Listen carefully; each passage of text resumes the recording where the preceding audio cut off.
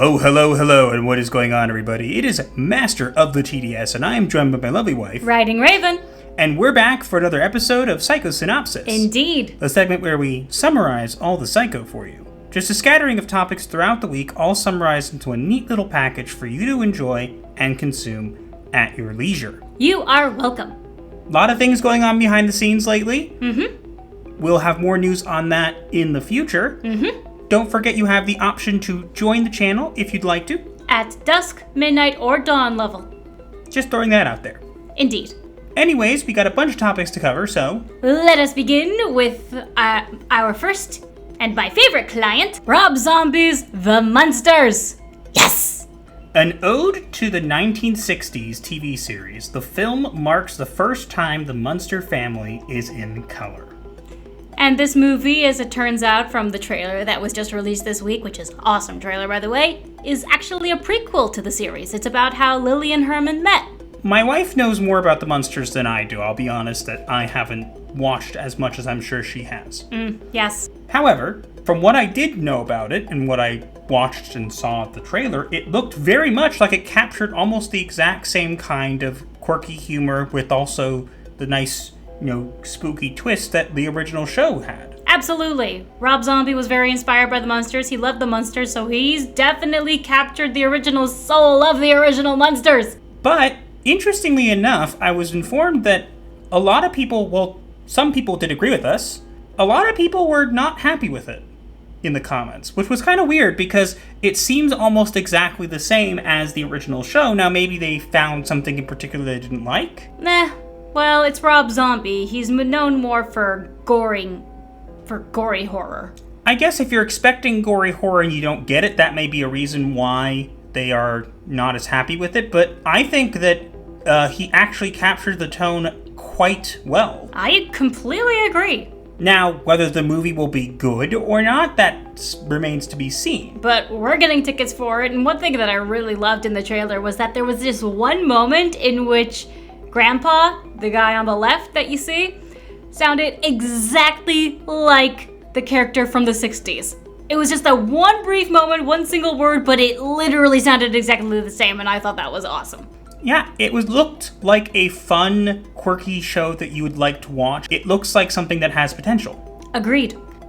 Whether or not it's actually good, as we said, remains to be seen. A show can look very good in a trailer, but look, end up translating badly to the big screen. That is true. But, from what I've seen, we have a lot more faith in this show than we do in, for example, the Wednesday Addams series coming to Netflix. Which I know all of you want me to review. Please don't make me. They're gonna make us. We have no choice. Sad. It's okay. We'll suffer together. Okay, but still sad. And we'll record it and then force you all to suffer with us. Ha ha ha ha ha ha. You must share in our pain. No. Back you. Sadness. Anyways. Shall we move on? Next up we have the Rings of Power. Again. Evil cannot create anything new. They can only corrupt and ruin what good forces have invented or made. Good line, sir. Fans of J.R.R. Tolkien and his Lord of the Rings book series lampooned the recently released main teaser trailer for the upcoming Prime Video The Lord of the Rings, The Rings of Power teaser trailer. It was a bad trailer. Now, as you can see, it's number 4 on trending. But there's something amiss. What do you think? The ratio? Yeah, 48k likes at the time of taking this to 102,000 downvotes.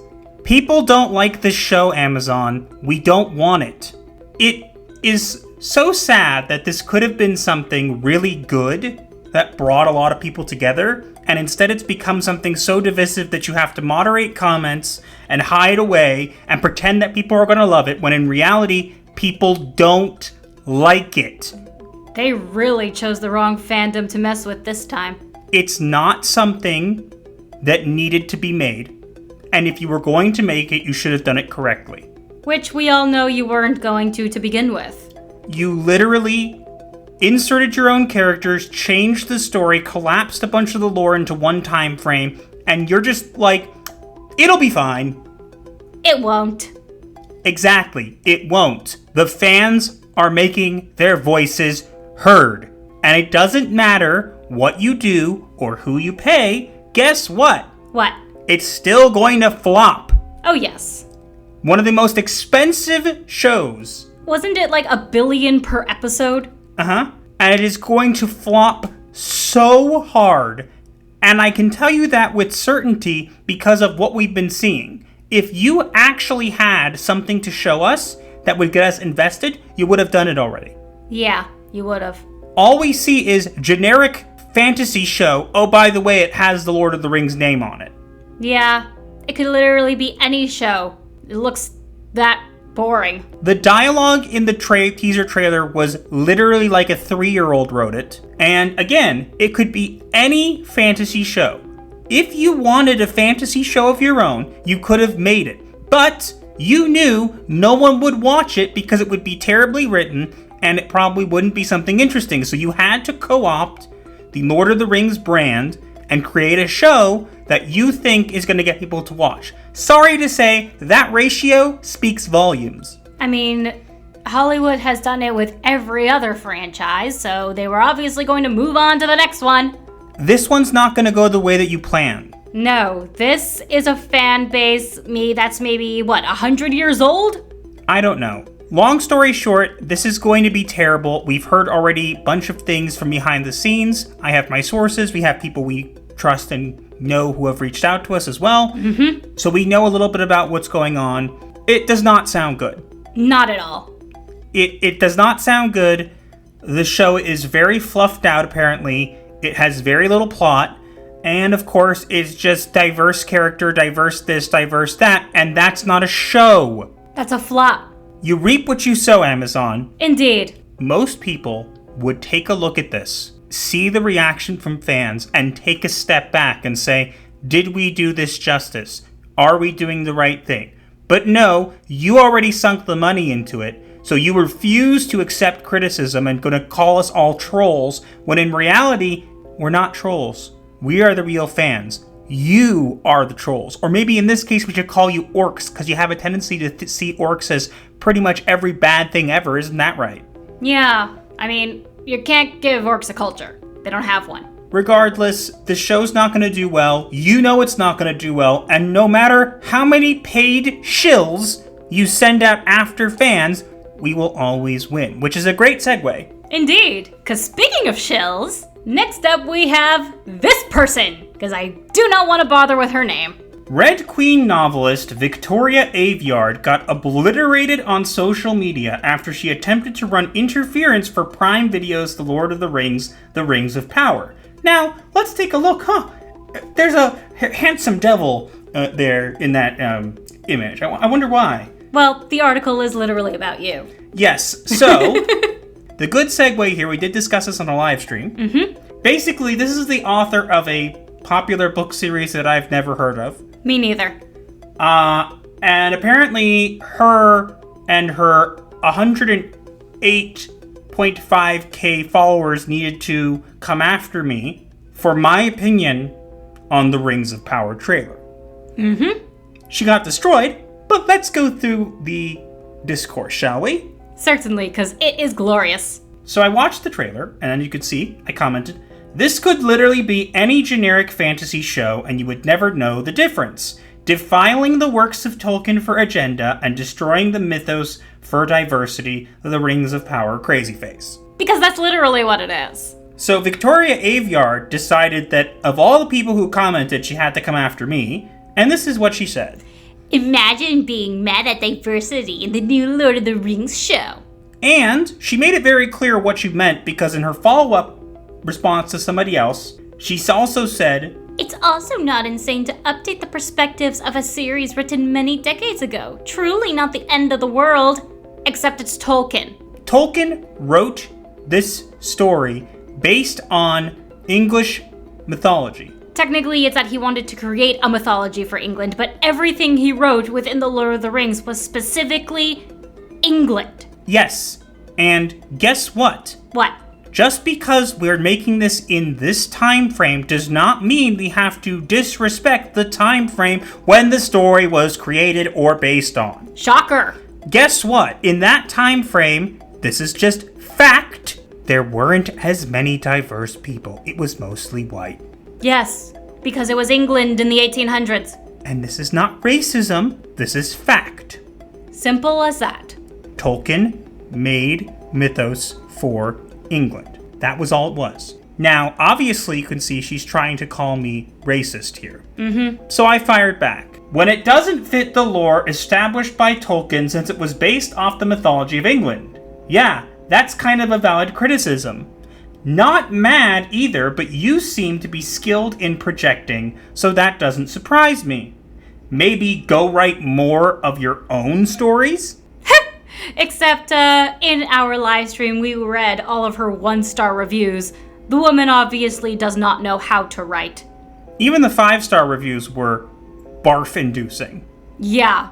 Go check out that. We'll have a card in the video. Go check out that live stream. Especially if you want to laugh. The funniest part is she has a ton more followers than I had. As I said, 108.5k. And I have almost 4,000. Not there yet, but I'm getting there. Let's get him there. My comment, my response to her, has more likes than hers had. She is currently, at the time of making this video, at 370 likes, and I am at 440 likes. Proof that most of her followers are bots. Proof that Twitter is not reality, and she has no power here. So guess what, Victoria? If you're listening to this, maybe you want to spend more time on your own books, because it sounds like they're not getting any better, they're getting progressively worse. And just because you got your series greenlit for a TV show doesn't mean that it will be good either. But let's just go in. According to your logic, we shouldn't get mad, so guess what? Let's go in and make all your characters black disabled people. How about that? We'll add wheelchair ramps and everything. I'm sure you'll be fine with that. I'm sure you'll have no problems with it if you're pro-diversity, right? I certainly wouldn't. You see the point that I'm making. And you have no power. Your following may be a big number, but in reality, just because you have that number of following and number of book sales doesn't mean that anybody sees you as anything credible or worth listening to. And evidently, they see me as someone worth listening to rather than a washed-up, has-been author. That's you, by the way. Just to be clear, because it seems like you're not very good at being clear with your plot and your story, so I want to make that very clear. The washed-up, has-been author, that would be you. Yeah, we are speaking from reading your 1-star reviews live. You are someone who does not know how to write a good story, nor to keep it consistent, nor concise, nor anything else, especially when you're aspiring to be like Tolkien. Shame on you. You don't make sense. Nobody cared what you had to say. I, a way smaller person, had more interest in my posts than yours because in reality, you have no power here. Go jump into Mount Doom. You shall not pass. Heh. Just pass gas and then you can put it on a page and then you'll call it a book. Your next novel, right? That's funny. It'll probably be better than what you're writing now, let's be fair. Yep, you're not wrong. Moving on. Our next client is the Rey Lightsaber. A full-scale replica of Reva's double-bladed helicopter lightsaber as wielded by the Inquisitor during the events of the Disney Plus Obi-Wan Kenobi series has failed to meet its crowdfunding goal and left Hasbro with no choice but to scrap their plans for its release. Wah wah. We was sad. Ha ha. Now, it only got 1,413 backers. Very sad. They needed 5,000. That's pathetic. But other projects, such as the Cobra Hiss, that was recently funded and smashed its funding goals and basically surpassed them all and was more expensive than this, got funded. This and the last Star Wars project that was a Rancor figure did not get funded. Rancor was just under the amount of backers that it needed. This one, a bunch of people made videos on it, a bunch of fuss was made about it, the Star Wars account retweeted it and posted it and made a big deal about it, and even with all the fanfare, Weeva's lightsaber was never created. Sad. I guess maybe it wasn't racist after all. Maybe it was just that nobody liked the crap character you created. No, nothing against the actress. She's probably a great person. but the character sucked. How about we get a Reva gets eaten by a Rancor figure? I'd pay for that. I'd pay for Darth Vader stabbing her. The character was not well liked. There were some people who did, and if you were one of the people who liked her, you are more than welcome to like her. But overall, she was not very popular. And to a lot of people, she was literally just shoehorned into the show for diversity points. She was. They made that very clear. And even if you like it, you have to acknowledge the fact that in this case, you are a minority, and that's okay. You can like this character. But in reality, the majority of people didn't like her. Crying racism beforehand to deflect from criticism doesn't make her any more likable. It was really a bad move. Were there some people who sent her racist comments? I'm sure. Yes, but to attack the fans before the show even comes out, bad idea. And also, every actor or actress gets people who don't like them. I wonder how long she had to dig through her DMs to find the 4 that she found. Guess what? Nobody liked Reva. The majority of people didn't like her. She wasn't a likable character, she had no reason to exist, her knowledge wasn't explained, and so therefore, sad for you, the lightsaber wasn't funded. Yeah, pretty much. This is what you've done to Star Wars, Disney. Shame on you. Moving on.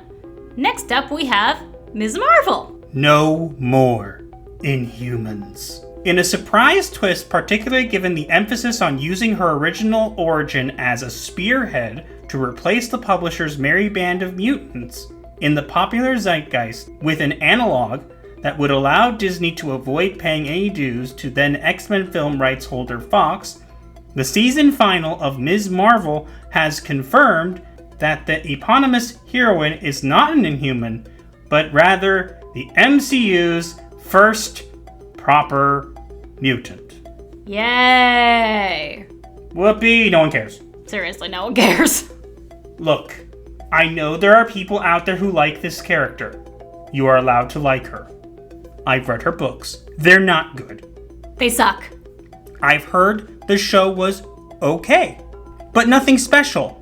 It was a generic, paint-by-numbers superhero TV show with diversity. And teen drama. And culture. That's it. If I wanted to see culture, I could go to plenty other movies or things to learn as much as I wanted. If I wanted to see a superhero show, I could find as many as I wanted. You just had to market this in a certain way. And then when people didn't watch it in the numbers that you said, you tried to spin the whole, it's being review bombed. It's at a 97% freshness, which it shouldn't be at, let's be fair. Mm-hmm. How is it being review bombed? Unless it's being reverse review bombed. No, that doesn't exist unless they want it to, honey. Oh yeah, good point. I don't care if you make her a mutant. Try and make her as popular as you want. It doesn't matter. The numbers don't lie, and according to the viewing figures for Ms. Marvel, it was one of the lowest viewed Disney Plus Marvel shows ever. And that's saying something. Doesn't matter how high you rated it. Doesn't matter how much reverse review bombing went on. Nobody liked it. Yeah, very few people did. Or very few people watched it. It wasn't anything special. That's the thing. It had nothing special to it. And you changed her powers like 15 times throughout the show. And then at the end, you shoehorned in Brie Larson because you felt like it. She looked anorexic in that image. I don't know. Long story short is that I will never like this character. And many people agree with me. If you like the character, fine. But most people do not like this character, and you can scream and shout and call us bigots and say we're having our identities threatened. It won't matter. A turd is still a turd. Yeah, no kidding. Hate to be you, but that's just how it is. You can put different wrapping on it, but in reality, the internal makeup is still garbage. Yeah, pretty much. Unless that's insulting to garbage. Like her, don't care. Numbers don't lie. Was not viewed by many people. Cry, scream, cope, seethe, dilate, whatever it is you want to do these days, you kids do. Dilate? I don't know. That sounds weird. I can get you a Diet Coke if you want. Just say the word, I got my cooler right here. Doesn't matter if she's a mutant. Won't matter. She's a bad character. Let's move on. Next up, we have Riri Williams. You wouldn't steal a car. I stole Tony's armor, now I'm gonna steal your ride. Merchandise for Black Panther Wakanda Forever has revealed looks at several characters, including Ironheart. And she looks horrendous. As you can see in the top left corner, that is apparently the armor she is going to be wearing. It's a car. Apparently, she steals cars. So, okay, let's break this down for you. In the comics, Riri Williams challenges her teacher to tell her something that she'll never be able to accomplish so that she can accomplish it. The teacher says you'll never be Tony Stark. So what she does is she goes and steals an armor from Tony, and then he lets her keep it? For some reason. Don't know. So, what the comic was teaching us is the only way a black independent woman can actually gain power is to steal from a wealthy white man. Not a very good message. But now you're going to make it that she actually builds the armor herself, but you're going to do so by having her steal people's cars. And then turn said stolen cars into said armor. Are you guys that stupid? A black woman stealing cars. There's no stereotypes here. Reprocessing. There kinda is some issues here. First off, the armor looks god-awful. Yeah, that's an understatement. Second off, the fact that she has an arc reactor should not be possible because Tony is the only one who had access to it, and if she reinvents it, that's garbage. Yeah, because Tony is the only one who has the formula to creating them. She will not replace Iron Man. Her armor looks terrible. You could have just had War Machine take the place of Iron Man, and people would have had no problem with it. Also, what's with the goggles? Why no helmet? She can easily get shot in the head and be defeated. Because apparently they're going to go with a version that shows her face more to differentiate her from Tony. The armor itself already differentiates her from Tony! Yeah, as in Tony's armor is cool and hers is trash. No kidding! It's okay, I'm sure no one will shoot your head. Right between the eyes, instant kill. I'm sure that when you're flying, the G's force won't crush your skull. Instant kill. As Tony would say if he was here. Not a great plan. Yeah, and he'd say it with whiskey. And he'd have his eye roll, as you can see there. Seriously, this is dumb. This is a horrible armor design. This is a horrible character design. That too. Regardless. It's not racism. If anybody's being racist, it's the people who now make her steal cars, whereas before she was stealing armor from a wealthy white man, now she's going to be stealing cars. No stereotypes, none to be seen, no racism. I'm the racist for not liking her. For some reason. I don't think that works how you think it does, but okay, good luck with that. Whee! I can see myself as a whee on the screen. And for our final client today, we have Ezra Miller and Elliot Page. Ouch, Elliot. Someone might be in the conversation to replace Ezra Miller in the role of the Flash, even though Warner Bros. Discovery has made it perfectly clear through their inaction that they are sticking with the powder keg of an actor. And it's the unorthodox candidate of Elliot Page. For some reason. So obviously I'm making fun of E.T., but this stuff with Ezra Miller never ends. Unfortunately. And just because a couple people got a tweet about this trending on Twitter doesn't actually mean people want this. Yeah, I mean, Elliot Page isn't that great of an actor either. There's a bunch we could say here that we're not going to say. Yeah. Draw your own conclusions. But I don't necessarily think that this is the best choice to replace Ezra Miller. I think that Ezra Miller needs help, we made very clear. Mm-hmm. He needs to get that help immediately. In the form of a straitjacket and a padded cell. Maybe at this point, actually. But don't think Elliot Page is exactly the person that you think, because not the right height, not as good of an actor, and sorry, just scrap the entire movie. At this point, you'd be doing yourselves a favor if you do. You're already gonna reboot the DC multiverse or whatever, or DCU or whatever you're gonna call it. Might as well just eat the money on this one and just redo it now. Yeah. Get Michael Keaton to come back, or take his scenes and reuse them for something else. The rest needs to go, it's garbage. It really does. Replacing Ezra Miller with another C-list actor isn't going to make anything better. It really isn't. And Twitter is not real life as we've established, so just because it was trending on Twitter doesn't mean anybody actually cares. And with that, we move to our final segment of the session, our diagnosis of the week. And we have an interesting diagnosis for you this week. Do tell. So the diagnosis for this week is narcissistic gaslighting. Please explain. So narcissistic gaslighting is when people cite past mistakes you've made and pull your crazy card, all these kinds of things. Basically, people are narcissistic, but eventually they can sometimes cross over the line, and instead of just gaslighting, they become like narcissistic gaslighting, in a sense where they always shift the blame, project their faults onto you, they question your memory, deny facts, play the good guy, compare you to others, etc., etc. Basically, every single tactic we see playing out in mainstream media and in Hollywood these days because people can't actually take responsibility for their own stupid decisions. They can't recognize reality, they refuse to, and they will deflect, criticize, cry racism, scream, yell, etc., whatever they need to do to make sure that it's the fans that are the problem and it can't possibly be them, even though it was them all along and they all know it. So that's why I think it's a great diagnosis for this week. I completely agree. And now we move on to the remedy of the week. And this week we will be sending you to Melanie Mac, specifically her YouTube channel, Melanie Mac Go Boom. Don't know why she calls it that, but whatever. It's her commentary channel. She does have another channel that you can go on, which is her gaming channel. She also has a Twitch, which you can also follow. You can find her on Twitter. You'll find her links there. We found that her videos lately have been a breath of fresh air, have been funny. We're feeling down. You know, always know we can go on TikTok or whatever and see Melanie Mac's videos. We don't actually go on TikTok. We watch them on Twitter because TikTok is cancer. Let's be fair. True. But she also gave us a recipe. Yeah, which we're going to end up trying, actually. We appreciate that. And she's just a sweet person. Former vegan, now on an all-meat diet, which I find is a very impressive 180.